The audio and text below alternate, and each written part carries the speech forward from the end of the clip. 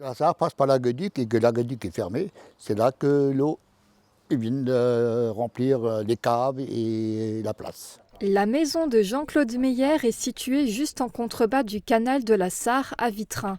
Ces dernières années, l'eau a déferlé dans sa cave à plusieurs reprises. 50-60 centimètres. Ah oui. Dans l'eau, dans la cave. Jusqu'à peut aller jusqu'à 1 mètre. Alors Jean-Claude Meyer, propriétaire des lieux, a fait appel au dispositif Pieds-au-Sec mis en place par le SDEA. Il permet d'évaluer la vulnérabilité de son habitation face aux épisodes de crue. Il a déjà réalisé plusieurs travaux par le passé. Par exemple, il a remonté le circuit électrique dans sa cave et déplacé son système de chauffage. Là, je ne sais pas vu du pic horaire.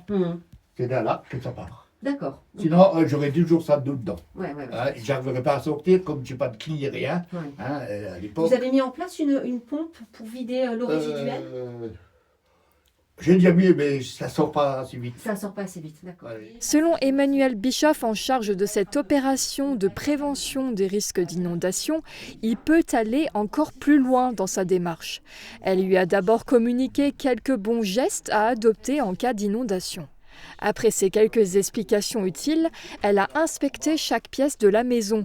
Le but, identifier les points sensibles pour limiter les dégâts potentiels. Certains dispositifs techniques existent pour protéger son habitation contre la montée des eaux. Donc là, en l'occurrence, on avait 1 mètre d'eau quand même dans la partie habitable, c'est quand même énorme. Mais on a des solutions. Donc là, on va plutôt s'orienter vers des dispositifs comme le bâtard d'eau, qui est un élément qu'on va mettre au niveau des différents ouvrants, qui va empêcher le temps de l'inondation à l'eau de rentrer. Emmanuel Bischoff renseigne également les habitants sur les possibilités de financement de certains travaux. Certains dispositifs pouvant être subventionnés à hauteur de 80%, donc ça c'est important. La seule condition, c'est d'être en zone inondable. Rien que sur Vitrain, une quarantaine d'habitations sont situées en zone à risque d'inondation.